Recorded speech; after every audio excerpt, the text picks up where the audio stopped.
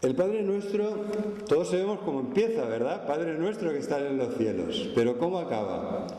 Acaba diciendo, no nos metas en prueba o no nos dejes caer en la tentación. Son dos posibles traducciones de esa frase final en la que dice, y líbranos del mal.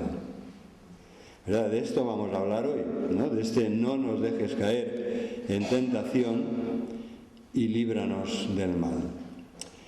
Vamos a hablar de la guerra espiritual. El artículo del boletín habla de esto, de la guerra espiritual contra el mal.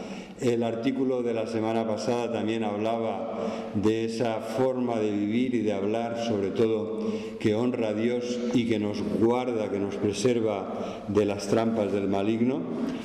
Y me gustaría hoy empezar con una pregunta, a ver qué os parece la respuesta a esa pregunta inicial.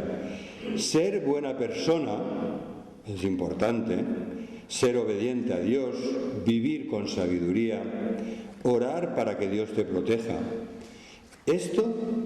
Todo esto te libra del maligno con sus tentaciones, sus ataques, y te libra de que te salpique todo lo malo que hay en este mundo. Repito la pregunta.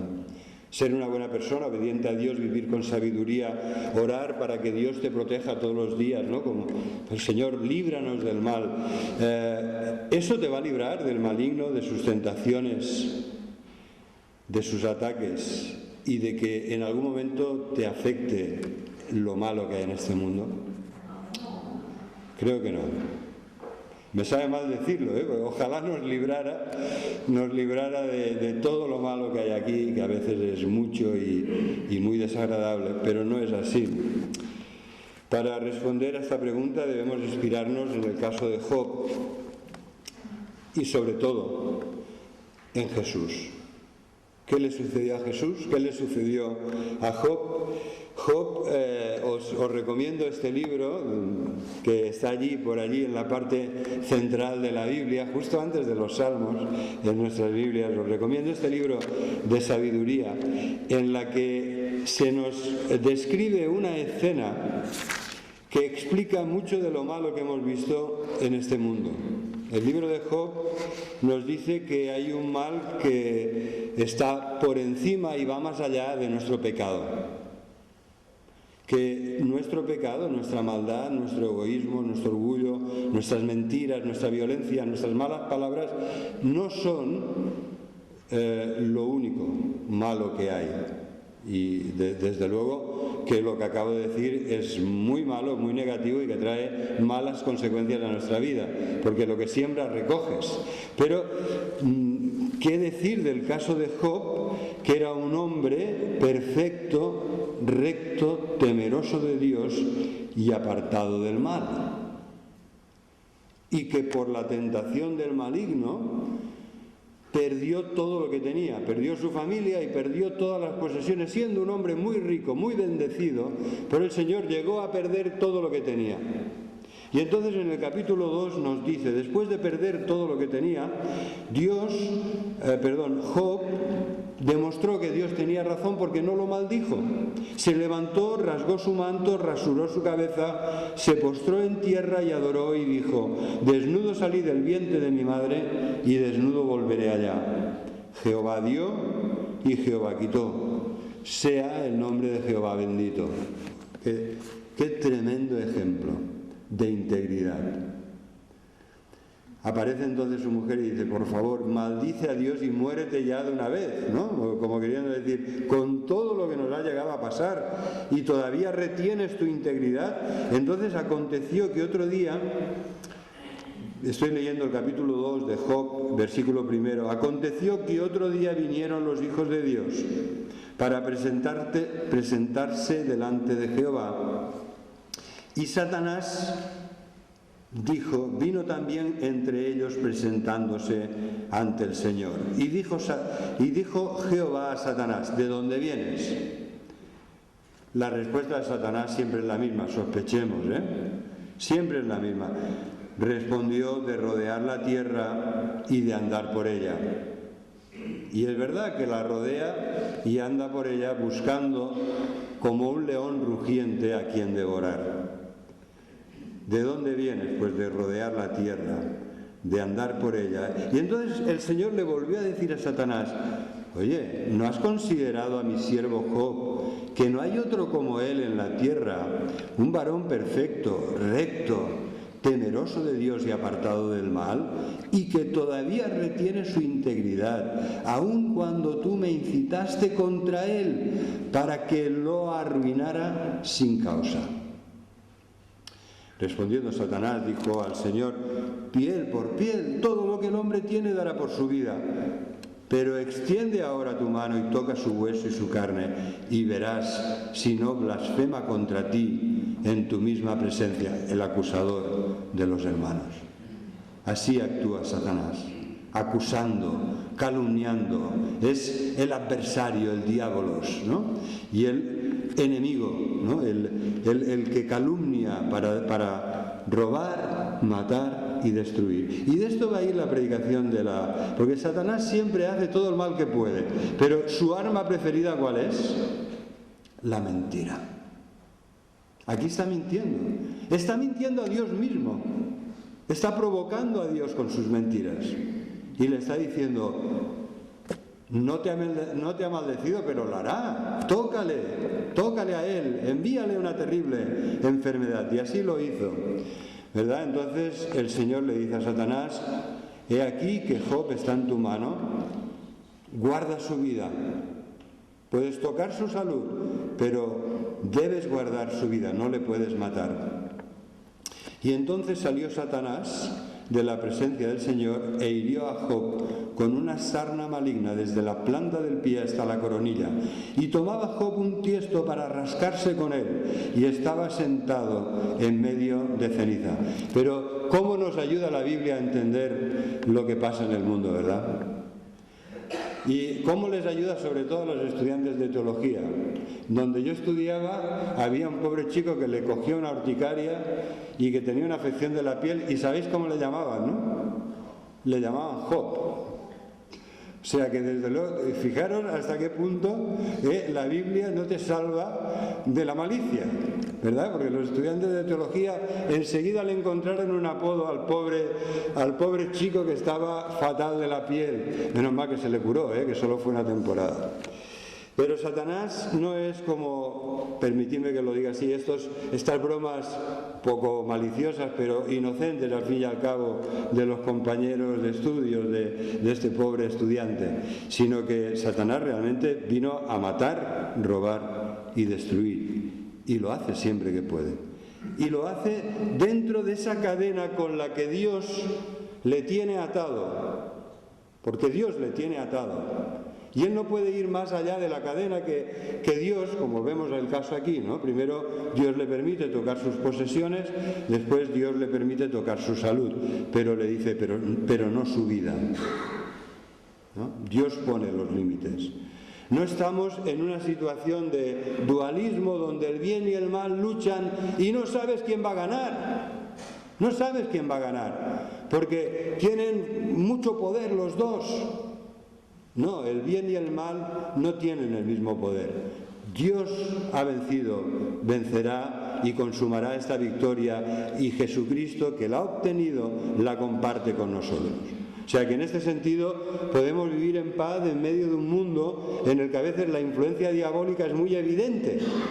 Pero nosotros podemos vivir en paz porque mayor es el que está en nosotros que el que está en el mundo. Porque el Señor nos guarda, porque el Señor pone límites, porque el Señor ha obtenido la victoria.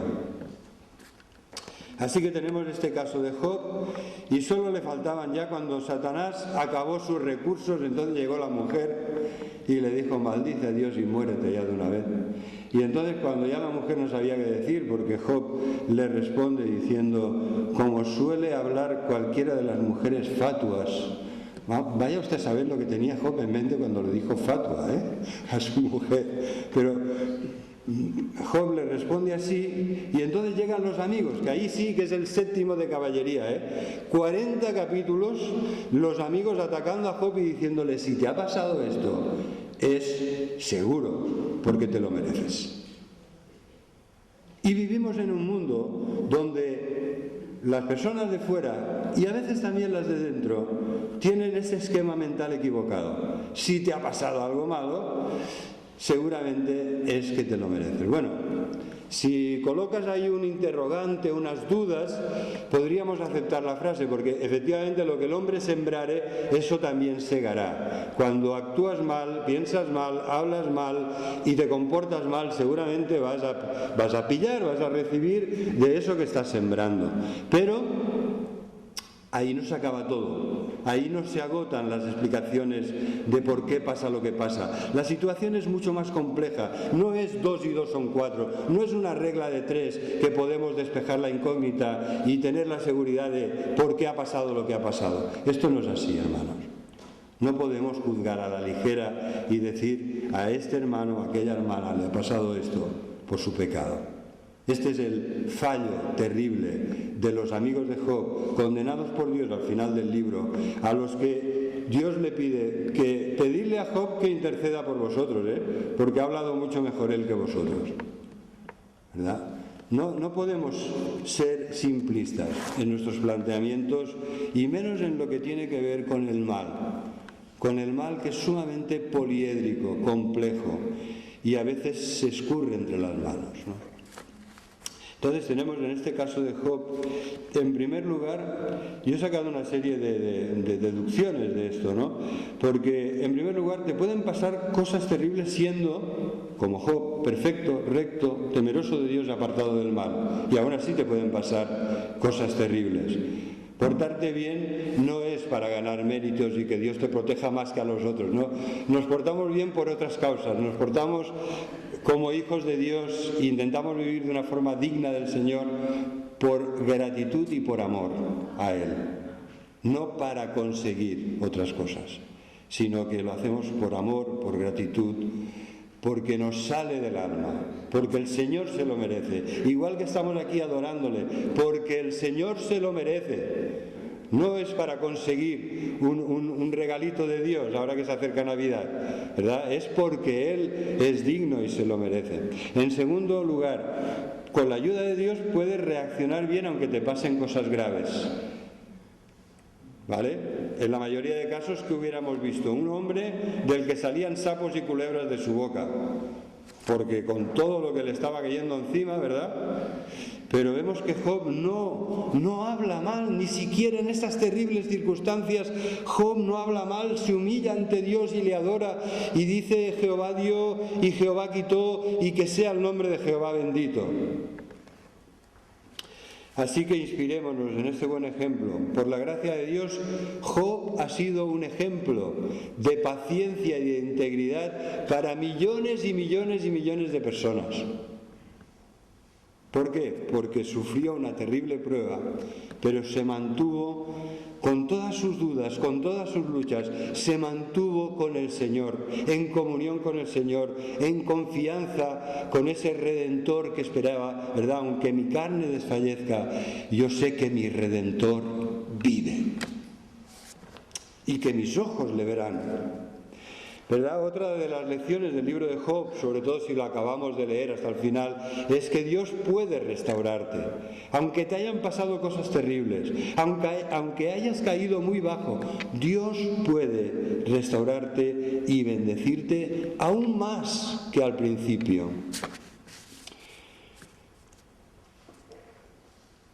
¿Y qué decir del caso de Jesucristo, que es en el que nos vamos a centrar hoy, ¿no? En Mateo capítulo 3 tenemos el bautismo de Jesús y tenemos después la tentación de Jesús en el desierto.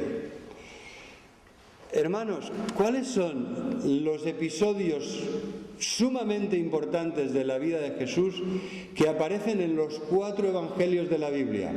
Porque después están los apócrifos, pero yo me refiero a Mateo, Marcos, Lucas y Juan. ¿Cuáles son estos episodios de la vida de Jesús que están en los 4? No, pero el bautismo sí. El episodio este de la tentación en el desierto no, porque Juan no habla de este episodio y Marcos lo menciona en una frase como de pasada. Pero el bautismo de Jesús es tan importante que aparece en los 4 evangelios. Y hoy veremos que no podemos desvincular el bautismo de Jesús de esta lucha contra el mal que Jesús inmediatamente después, ¿no?, lleno del Espíritu Santo, habiendo sido bautizado, habiendo escuchado estos grandes milagros de parte de Dios, ¿no? Porque ¿qué pasó en el bautismo de Jesús? Hermanos, qué bendición haber estado allí, porque se vio el cielo abierto, ¿verdad? A veces lo vemos muy nublado, como el viernes, y agua y lluvia. A veces vemos un cielo despejado, pero que esté despejado no quiere decir que esté abierto, porque no vemos al Dios de los cielos. Pero en el bautismo de Jesús el cielo se abrió y se escuchó la voz del Padre que decía: este es mi Hijo amado, en Él me complazco, en Él tengo toda mi complacencia, ¿no?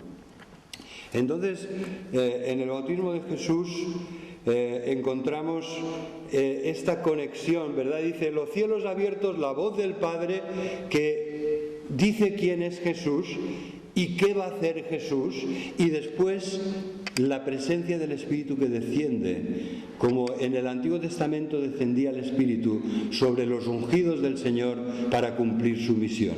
Pues así se ve en el bautismo de Jesús. Jesús es lleno del Espíritu Santo y empieza su ministerio, y su ministerio es un ministerio de guerra espiritual contra el mal. A veces nosotros estamos tan acomodados, hermanos, estamos tan como semi-anestesiados. La vida cristiana es una vida de lucha espiritual contra el mal. Contra el mal que hay en nosotros, contra el mal que hay en el mundo y contra el maligno que siembra el mal y que le mete, vamos, como a veces parece que venga con lanzallamas, hermano.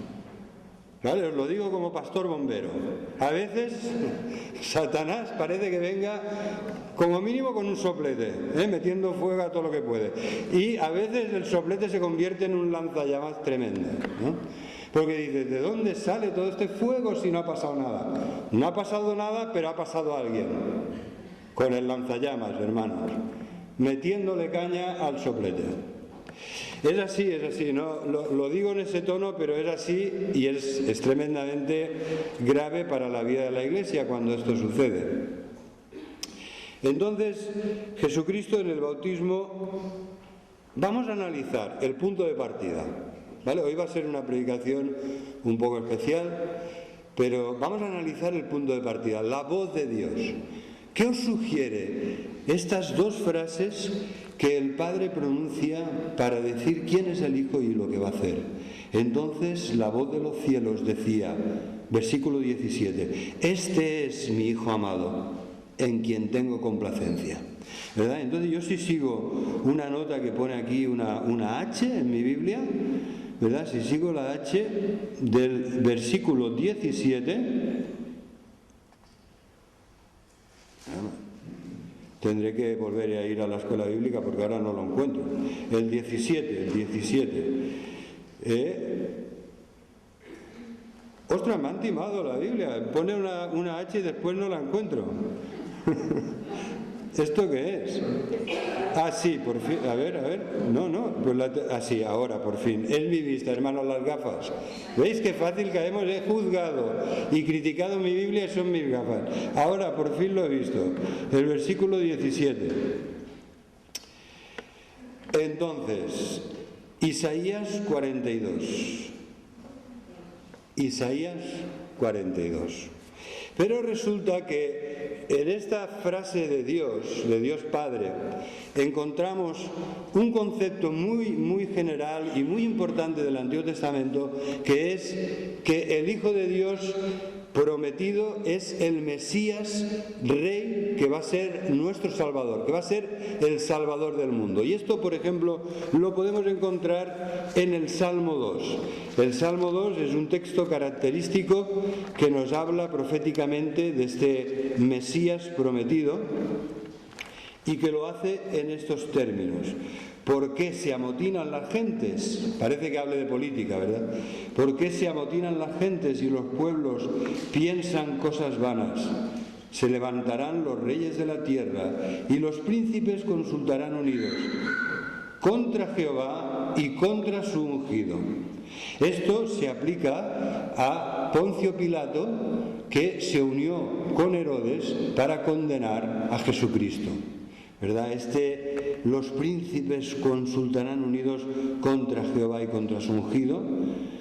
Se aplica a este momento de la vida de Jesucristo. Rompamos sus ligaduras, echemos de nosotros sus cuerdas, dicen los amotinados, pero el que mora en los cielos se reirá, el Señor se burlará de ellos y luego les hablará en su furor y los turbará con su ira. Pero yo he puesto mi rey sobre Sión, mi santo monte.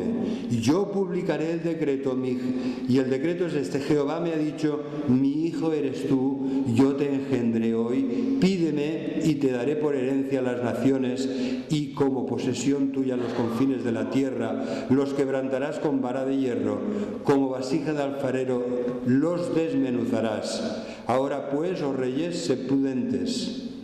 Admitid amonestación, jueces de la tierra, servid a Jehová con temor y alegraos con temblor y honrad al Hijo, para que no se enoje y perezcáis en el camino, pues se inflama de pronto su ira. Bienaventurados todos los que en Él confían. Así que tenemos en esta primera frase: tú eres mi Hijo amado, este es mi Hijo amado. Tenemos un eco del Salmo 2, el Mesías prometido, el Rey que tiene que salvar al mundo, este Rey que va a ser el Cordero de Dios, que quita el pecado del mundo. Entonces, como podéis ver, el Salmo 2 merece toda una predicación y está llena de exhortaciones, y lo que viene a decir es que este Mesías prometido es el Rey que nos salvará y que gozará concedida por Dios de una gran autoridad sobre todas las naciones del mundo.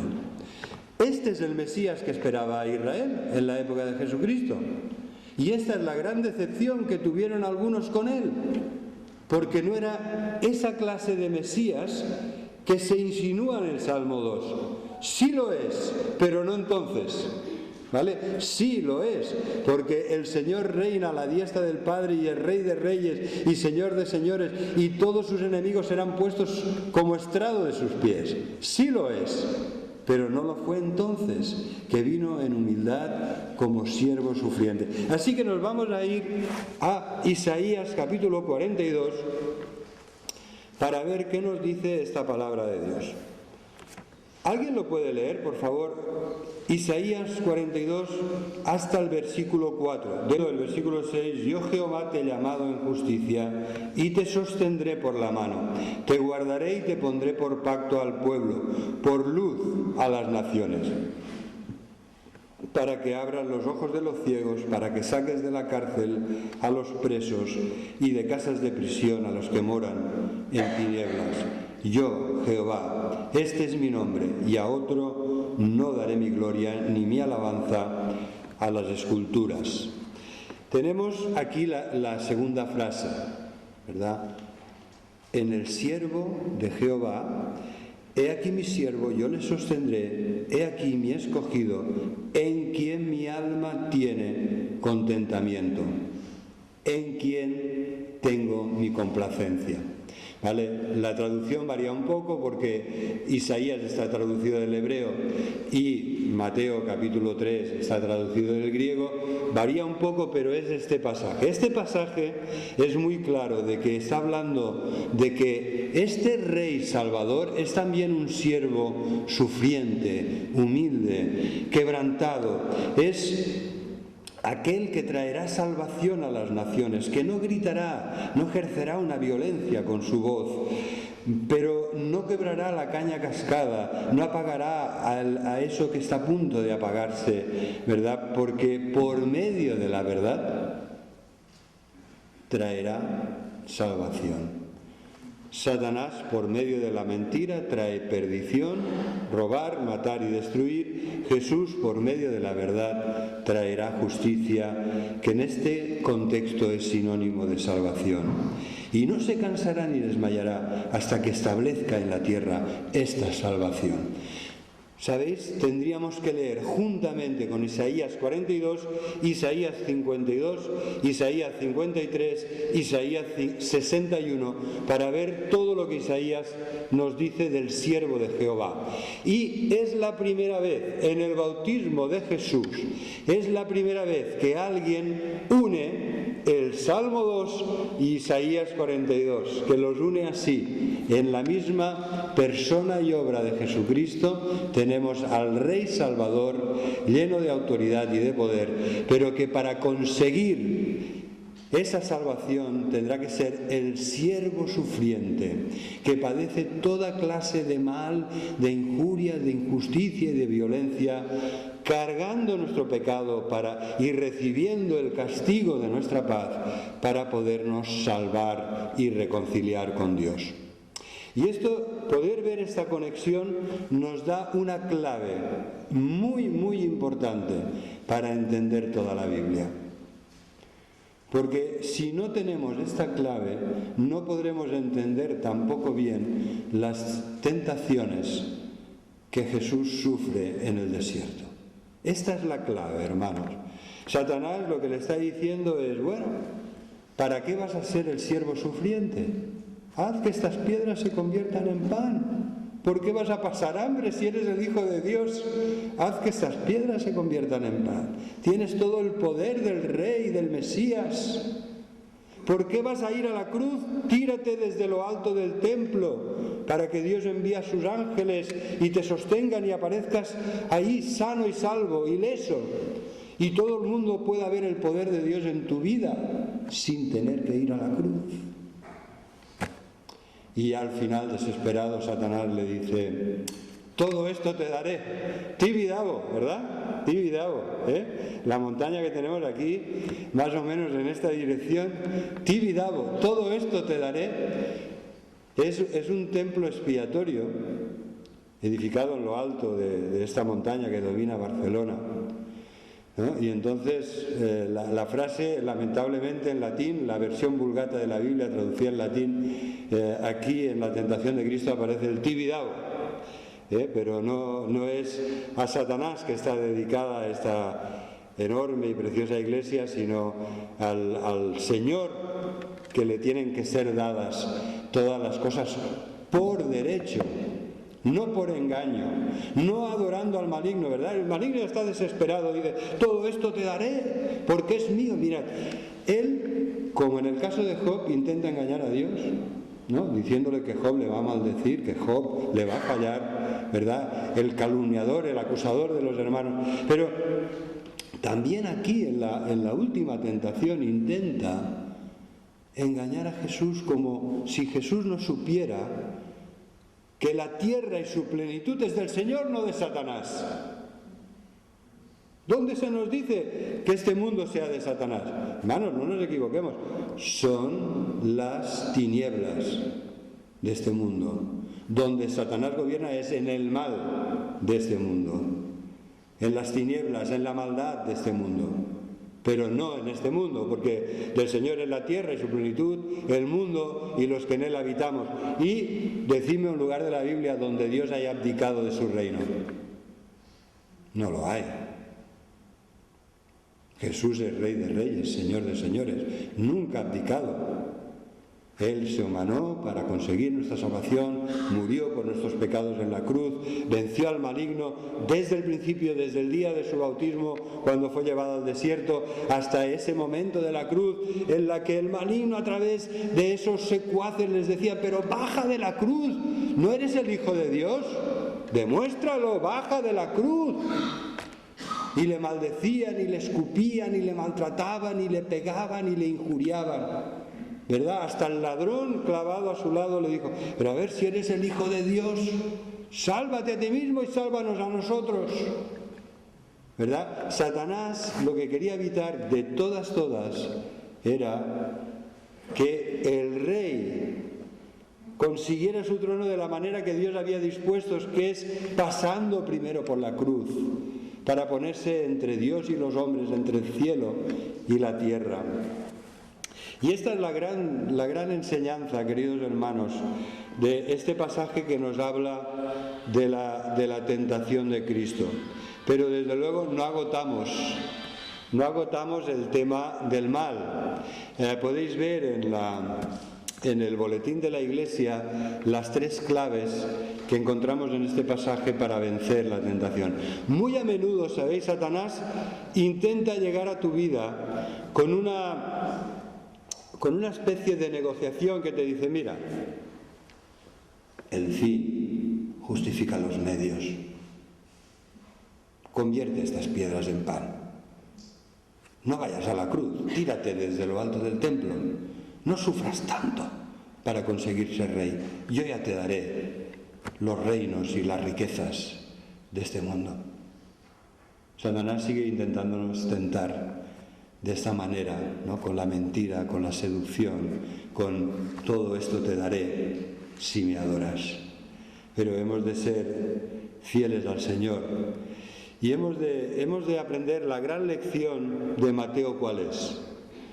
Que el mismo Hijo de Dios, lleno del Espíritu Santo, hasta un punto que no podemos ni imaginar, lleno del Espíritu, guiado por el Espíritu, impulsado y protegido por el Espíritu Santo, el Hijo de Dios, una y otra vez, Jesús, nos enseña que a Satanás y a sus mentiras, a las mentiras de este que es mentiroso y homicida desde el principio, padre de mentira, no se le puede combatir y vencer de ninguna otra manera que con la verdad de la palabra de Dios. Y una de las cosas que Satanás quiere cegar, ¿no? Que quiere desdibujar, que quiere impedir es que las personas de este mundo conozcan y sepan y se den cuenta y reconozcan de rodillas que Jesucristo es Señor y Salvador, que ha obtenido el trono, pero lo ha obtenido de una forma legítima, pasando primero por la cruz que nos salva, por la resurrección de entre los muertos que nos justifica. ¡Qué bendición, hermanos!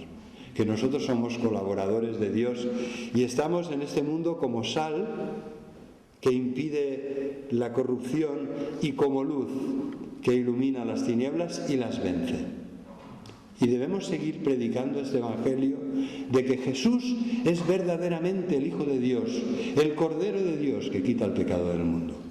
Y además tenemos otra cosa. En la Iglesia a veces puede haber personas que todavía no han entendido bien del todo el Evangelio. Bueno, yo creo que en un sentido bien del todo ninguno de nosotros lo ha entendido, porque el Evangelio es demasiado maravilloso y demasiado profundo para que lo entendamos bien, perfectamente y totalmente, ¿verdad? Pero a veces es que puede haber personas que no han entendido ni lo más esencial del Evangelio, y es que no somos salvos por nuestros méritos, por nuestras obras, porque nos portamos bien, porque hacemos el bien, porque nos esforzamos en agradar a Dios. No somos salvos por esto.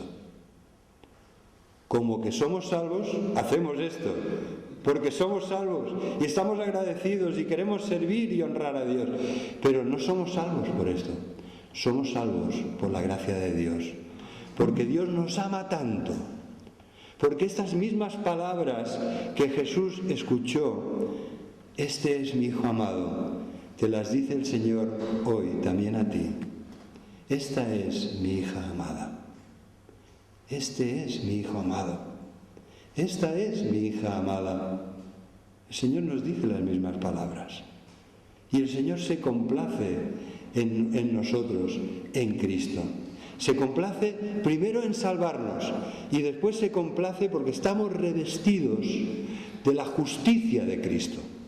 Y nos mira y nos ve perfectos en Cristo, justificados en Cristo, revestidos de su justicia, revestidos de su obediencia, de su amor, de su fidelidad. Y se complace en nosotros, ¿verdad? Así que entendamos bien que somos salvos por gracia, no por obras.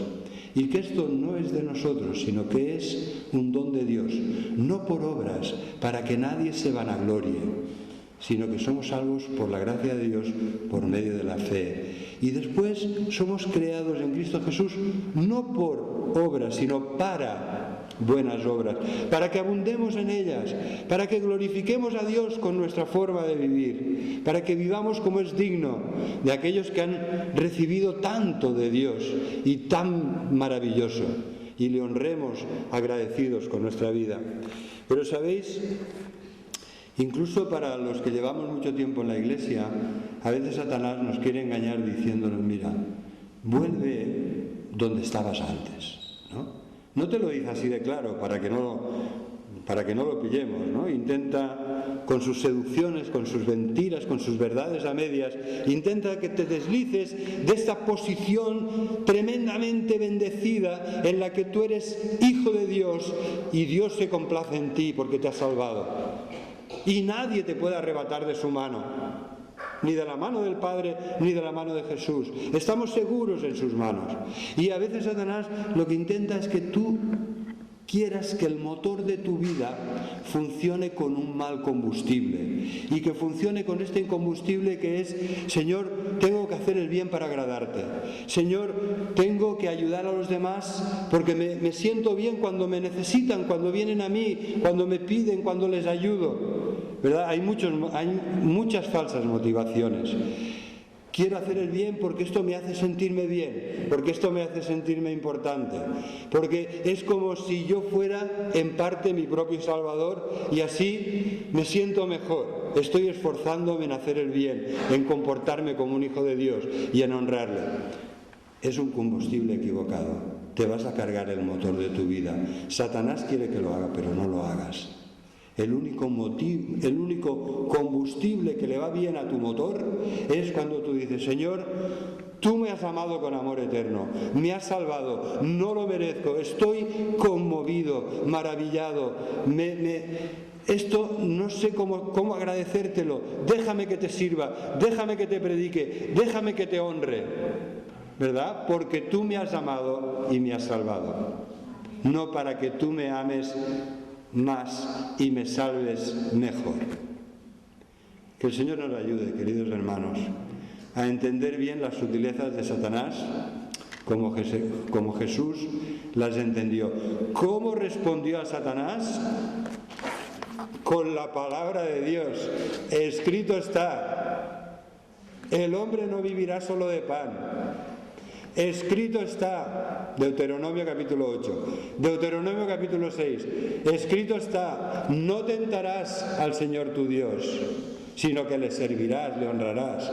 Y entonces cuando le ofrece todos los reinos y todas las riquezas, entonces le dice: al Señor tu Dios adorarás y solo a Él servirás. Amén, hermanos. Dejemos que la palabra nos llene, nos envuelva, nos guíe, nos defienda. Que tu forma de pensar, que tu forma de sentir esté filtrada siempre con el microfiltro de la palabra de Dios que detecta todos los engaños del maligno a tiempo para que no te seduzca, te arrastre y te haga caer y te haga daño. Dios os bendiga.